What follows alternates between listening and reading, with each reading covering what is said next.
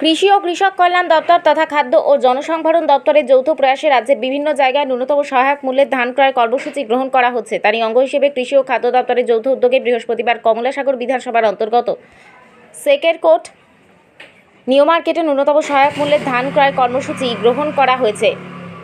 আর এই সহায়ক মূল্যে ধান ক্রয় কর্মসূচিতে অন্তরা সরকার দেব, সদর মহকুমা শাসক মানিকলাল দাস, ডুগলি পঞ্চায়েত সমিতির ভাইস চেয়ারম্যান দুলাল সরকার সহ অন্যান্যরা ছিলেন।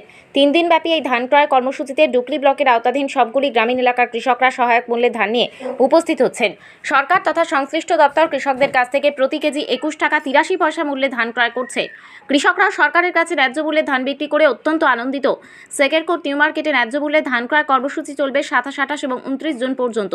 3 দিনব্যাপী এই ধান ক্রয় কর্মসূচির উদ্বোধনী অনুষ্ঠানে এলাকার বিধায়িকা অন্তরা সরকার দেব কেন্দ্রীয় সরকার কৃষকদের প্রতি ভাবমূর্তি এবং ধান ক্রয় কর্মসূচির গুরুত্ব সম্পর্কে বিস্তারিত আলোচনা করেন। ম্যাডাম, আজকে কি উপলক্ষে এই প্রোগ্রামটা?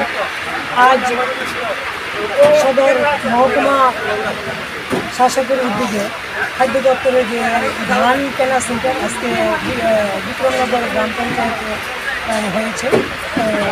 এই ধান কেনা প্রতি কেজি 21 টাকা 83 পয়সা করে কৃষকদের কাছ থেকে কেনা হচ্ছে। তো এই সহায়ক মূল্যে যে ধান কেনা কৃষকদের আমাদের সরকারের একটাই উদ্দেশ্য যে কীভাবে আরও বেশি করে তাদের স্বনির্ভর করা যায়, তাদের উন্নয়ন করা যায়, ওই দিশাই এই ধান কেনা। আজকের আমাদের রাজ্যের জনপ্রিয় মুখ্যমন্ত্রী শ্রদ্ধেয় প্রফেসর ডক্টর মানিক সাহাজির নেতৃত্বে এবং আমাদের কৃষিমন্ত্রী শ্রদ্ধেয় শ্রীযুক্ত রতনলাল নাথ মহোদয়ের উদ্যোগে সারা রাজ্যে এই ধান কেনা শুরু হয়েছে। তো এই ধান কেনা যে একটা আজকে উৎসবের মেজাজে আমাদের ডুগলি ব্লক অন্তর্গত সেকেরকোট গ্রাম পঞ্চায়েতে মাঠে শুরু হয়েছে ধান কেনা। তো সবাই উৎফুল্লতার সহিত এই ধান সরকারের কাছে কৃষকরা বিক্রি করছেন।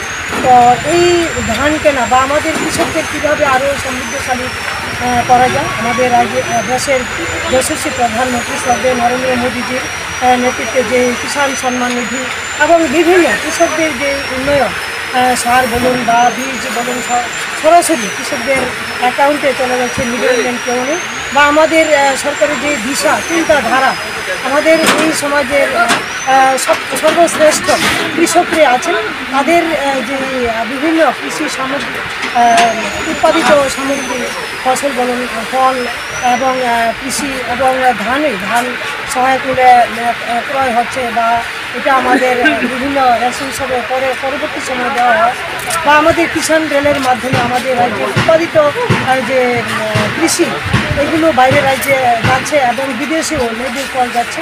তো আমরা সর্বোপরি কৃষকরাও খুব উৎফুল্ল এবং আগামী দিন আমরা ত্রিপুরা রাজ্যের যে প্রত্যেকটা কৃষকের পাশে আমরা জনপ্রতিনিধি হিসাবে সবাই আছি এবং আগামী দিন থাকবো এবং আমাদের চলাপথ অনেক সুন্দর হবে।